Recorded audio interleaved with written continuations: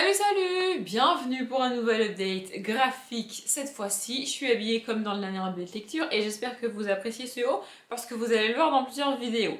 Bref, j'ai plusieurs graphiques à présenter en update et vu que les updates lecture sont pas dingues sur le début d'année 2022 du coup pour vous, je me suis dit que j'allais alterner les updates lecture et les updates graphiques parce que les updates graphiques sont avec des trucs que j'ai terminés au moins, à défaut d'avoir surkiffé à chaque fois, je les ai au moins terminés, mais là je vois le premier et le premier je l'ai vraiment aimé. Donc voilà, comme ça ça va alterner les updates où j'ai que des abandons et que des livres que j'ai pas aimés et les updates avec des livres et des bouquins que j'ai appréciés.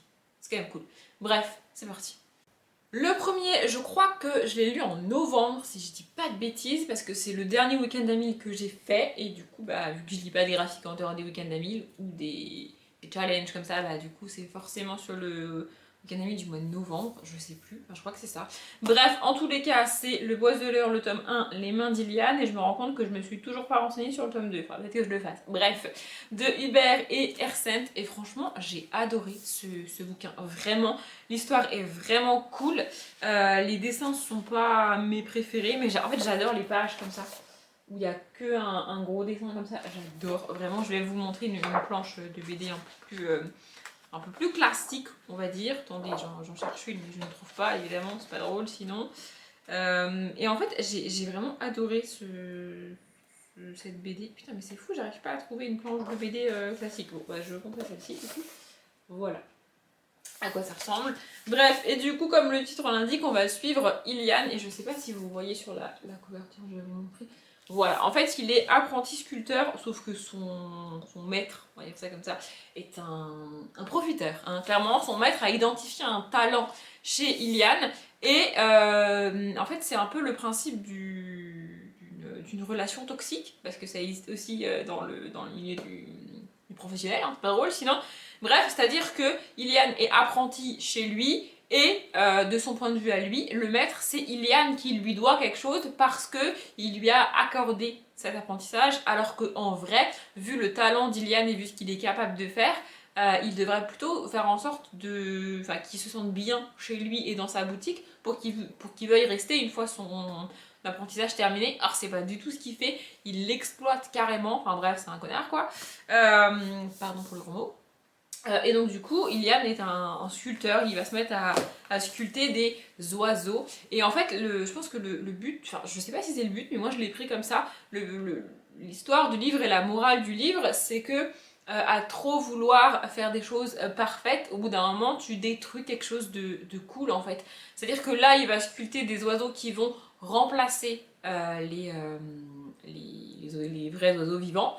Donc au bout d'un moment, bah, il aura plus besoin de faire d'oiseaux parce que tout le monde aura son oiseau en bois, vous voyez. Du coup, c'est un peu paradoxal. Enfin bref, c'est un peu une critique de la société, je pense. En tout cas, c'était vraiment très cool. J'ai adoré le personnage d'Iliane. Il y a aussi une petite romance et tout. Enfin, c'est tout mignon. Vraiment, c'est très cool.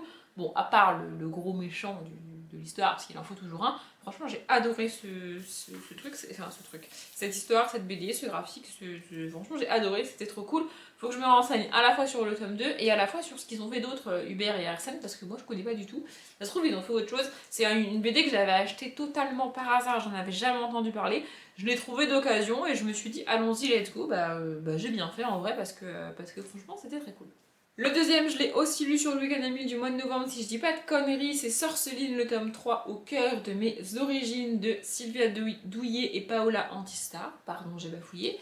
En fait, j'aime bien Sorceline, j'aime bien le personnage et j'aime assez l'univers. Mais là, au cœur de mes origines, je me rappelle avoir dit en vlog, elles sont où les origines? Enfin, je veux dire, pas grande avancée sur ses origines. C'est tellement court et tellement. Ça part un peu dans tous les sens en fait. Et du coup, ça part dans tous les sens. Ça me dérange pas. Mais vu que c'est très court, et ben au final, l'histoire globale n'avance pas. Parce que du coup, il se passe d'autres trucs, il y a d'autres événements qui s'intercalent avec ce que le personnage est censé faire et tout. Et du coup, ça n'avance pas vraiment. Et c'est dommage. Après, pour l'histoire rapidement, On y suit donc Sorceline qui au début du tome 1 intègre une espèce d'école, c'est un peu comme Poudlard en fait, l'école elle est cachée, elle n'est pas accessible à tout le monde, elle veut absolument y aller donc elle y va et elle va apprendre à soigner des créatures magiques, à vivre avec elles, à voir quelles sont les espèces, quelles sont les particularités à chaque fois, qu'est-ce qui se passe et tout. Et franchement, j'aime bien. Et il y a tout un questionnement, effectivement, sur ses origines à Sorceline, sa famille, sa mère et tout. Et avec le titre de ce tome-là, je me suis dit, on va enfin avoir des réponses. Et pas du tout, en fait. Pas du tout. Vraiment pas du tout. Au milieu de... Enfin, le fil rouge, on va dire, de chaque tome, c'est une espèce d'enquête parce qu'il y a des événements assez bizarres qui se passent et donc du coup ils cherchent à comprendre pourquoi ça se passe, comment ça se passe, qui est responsable, à quel moment c'est arrivé et tout. C'est un peu vraiment une enquête. Et franchement, j'aime bien ça. Mais juste me vendre que je vais enfin avoir des réponses sur les origines de Sorceline avec le titre du tome alors que c'est pas le cas, ça me saoule en fait. Vraiment, ça me saoule. Franchement, si ce tome-là avait eu un autre titre, ça aurait été parfait. Franchement, ça aurait été parfait. Mais là, je suis un peu dégoûtée. Je sais pas si le tome 4 est sorti. Ma voix se barre en couille, pardon. Je sais pas si le tome 4 est sorti, il faut que je regarde, il faut que je me renseigne, mais je vous avoue que s'il y a un tome 4, je vais lire le tome 4, mais si le tome 4 me convient pas en fait et ne m'apporte pas les réponses que je veux, je pense que je m'arrêterai là pour la saga parce que c'est en train de me taper sur le système un peu, hein. Voilà. Le suivant, j'en ai parlé dans le premier vlog que j'ai réellement tourné en 2021, donc le deuxième qui est en 2021, en 2022, j'y arrive pas, hein. Donc le deuxième qui est sorti cette année pour vous. Bref, c'est Les Nombrils, le tome 1, Pour qui tu te prends, de Laf et Dubuc. Du coup, si vous avez vu ce vlog, vous savez que j'ai pas du tout, mais alors pas du tout aimé ce truc-là. Vraiment. En fait, de base, j'ai un peu de mal avec les BD parce que ça reste un format avec lequel je suis pas hyper à l'aise. Ça reste des formats courts et j'aime pas les histoires courtes. Il y a très peu de lecture, ça se lit. Il y a très peu de lecture, il y a très peu de texte, ça se lit très vite. Et du coup, c'est pas ce que j'aime dans la lecture en fait. Mais j'en lis quand même parce que j'ai conscience que je peux découvrir des univers de personnages et des réflexions que je trouverais pas forcément en livre. Bref, du coup j'aime bien ça quand même, hein, mais c'est pas mon support de lecture préféré. En plus de ça, de base, en roman, j'aime pas les recueils de nouvelles, je l'ai dit, hein, j'aime pas les histoires courtes, vraiment. Et là, en fait, on a une BD recueil de nouvelles, donc autant vous dire que ça marche pas. Et le moins plus moins égale plus en mathématiques, là ça marche pas, mais alors pas du tout. En fait, c'est pas une histoire complète, la BD en elle-même n'est pas une histoire complète, c'est chaque planche est une mini-histoire, en fait. Qu'il faut lire comme ça les unes à la suite des autres, un peu comme Billy Bouriard.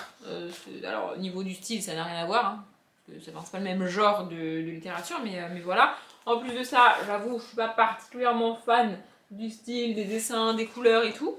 Et en plus de ça, parce que même avec tout ça, j'aurais pu quand même apprécier la lecture. Mais les personnages, oh là là, mais les personnages, vraiment, j'ai envie de les taper. J'ai envie vraiment, ça va pas du tout, c'est pas possible. On a donc 3 copines. Et en fait, elles sont mais alors très clichés. On a celle qui est définie un petit peu comme une gourde, qui fait pas ce qu'il faut, qui est pas comme il faut et qui a toujours un truc qui va pas. Et ces 2 potes qui sont à l'inverse, hyper belles, hyper parfaites, hyper cool. Qui ne pensent qu'aux garçons et qui en ont rien à foutre du reste. Et moi, ça m'intéresse pas. Enfin, lire ce genre d'histoire, ça ne m'intéresse pas. Je suis désolée. Et peut-être qu'une histoire en entière, du début à la fin, ça aurait pu passer. Mais alors là, en fait, plein de mini-histoires, je vois pas l'intérêt. C'est des personnages que je connais pas. C'est un univers que je connais pas, que je n'apprécie pas. Lire des petites histoires comme ça me saoule en fait. Ça me rappelle un peu Tom Tom et Nana. Et encore, Tom Tom et Nana, les histoires étaient plus longues que ça. Parce que là, vraiment, je vois pas l'intérêt en fait. Je vois pas l'intérêt du truc. Je suis désolée, mais je vois pas l'intérêt. Donc, échec total. Non, mais comme ça, en fait, j'ai lu ça le 31 après-midi. Ça a parfaitement clôturé mon année. Vraiment, c'était parfait. C'était parfait. Et le dernier de cette update, qui est aussi le tout dernier livre que j'ai lu en 2021. Donc, c'est Emma et Capucine, le tome 1, Un rêve pour 3 de Jérôme Hamon et Lena Sayapoum. J'en ai aussi parlé dans le vlog du coup. Et globalement, toutes les graphiques que vous me verrez présenter en update graphique après celui-là, vous les aurez vus aussi. Les livres pas encore, hein. Il me reste encore un update entier de livres que vous n'avez pas vu en vlog. Hein. Mais bon, bref. Voilà. Donc ici, en fait, ce qui m'intéressait, c'est qu'on y parle de danse. Mais pas... Enfin, en fait, c'est bizarre parce que j'ai bien aimé ma lecture. Je vais lire la suite. J'ai déjà acheté le tome 2 pour vous donner un ordre d'idée. mais j'ai pas passé un super moment en y réfléchissant bien. C'est bizarre, oui je sais c'est bizarre. En fait on y suit donc Emma et Capucine qui sont sœurs et qui vont passer un espèce de concours de danse. Mais alors premièrement, c'est con hein, mais j'ai du mal à savoir qui est quelle sœur. C'est-à-dire qu'il y a deux sœurs, Emma et Capucine, il y en a une qui va réussir le concours et il y en a une qui, en fait tu sens bien dès le début que la danse c'est pas vraiment son délire et qu'elle le fait parce que bon bah elle le fait tu vois, mais en vrai c'est pas une passion chez elle. Et avec les dessins, j'arrive pas à savoir laquelle est laquelle. C'est fou quand même, je n'y arrive pas, vraiment j'ai pas réussi. Donc voilà, première chose. Et donc voilà, on suit ça, et le titre c'est Un rêve pour toi, parce qu'il y a aussi pas mal leur mère qui les pousse là-dedans. Et ça, je trouve ça extrêmement malsain, en fait. Alors je sais bien que quand t'es petit, si tes parents ils t'inscrivent pas à une activité ou un truc, tu pourras jamais découvrir que tu l'aimes et que c'est ta passion, tu vois, je sais. Mais il y a un moment où il faut que les parents, ils arrêtent de te pousser à faire un truc juste parce que eux, ils ont envie que tu le fasses. Enfin, c'est pas possible en fait. Et là, c'est ce qui se passe quoi. Leur mère, elle est à fond. Vraiment, elle arrête pas. Au début, elle la critique en mode tu devrais faire ça comme ci, attention comme ça, et attention ci, et attention ça. Et après, elle lui dit vas-y go, tu vas y arriver. Je vais lui dire meuf, c'est chelou quand même. Enfin, je sais pas. Bref, et du coup, vraiment, leur mère est, à mon sens, beaucoup trop impliquée là-dedans.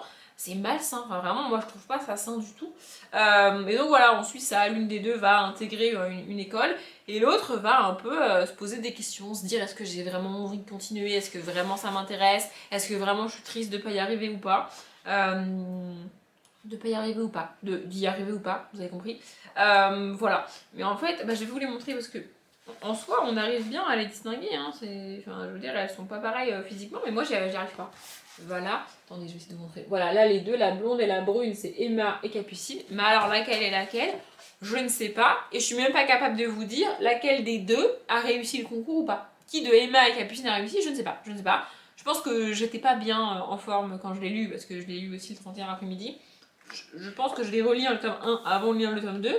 Parce que vraiment, j'ai l'impression de... J'ai l'impression d'avoir lu sans lire en fait. Mon cerveau ne devait pas être complètement avec moi quand j'ai lu, mais globalement j'ai compris l'histoire, hein, c'est déjà pas mal. Enfin bref, je vais lire le tome 2 et je vais attendre d'avoir un petit peu avancé dans la saga pour me faire pour réellement, avoir mon avis un petit peu définitif sur la saga, parce que sur un tome je trouve que c'est compliqué. D'ailleurs je voulais vous demander, peut-être que j'aurai aucune réponse en commentaire, mais c'est pas grave, au moins je l'aurais essayé. Est-ce que vous préférez que je continue à vous présenter les BD comme ça, une par une, genre là j'ai lu le tome 1 et je vous en parle, ou est-ce que vous préférez que je lise 2, 3, 4 tomes et que j'ai vraiment un avis construit sur la BD avant de vous en parler? Je sais pas c'est quoi le mieux, je suis en train de me poser la question, vraiment, voilà, bref. Du coup si vous pouviez me donner votre avis et m'aider, ça m'arrangerait. Bon, si personne ne le fait, je me débrouillerai toute seule comme une grande arme, mais bon, bref, au moins j'aurais essayé. La vidéo est courte, mais du coup je vais pas la rallonger juste pour blablater, ça n'aurait pas vraiment de sens. J'espère qu'elle vous a plu, je m'arrête là. Comme d'habitude, je vous souhaite une bonne journée, un bon après-midi, un bon appétit ou une bonne nuit, et je vous dis à bientôt.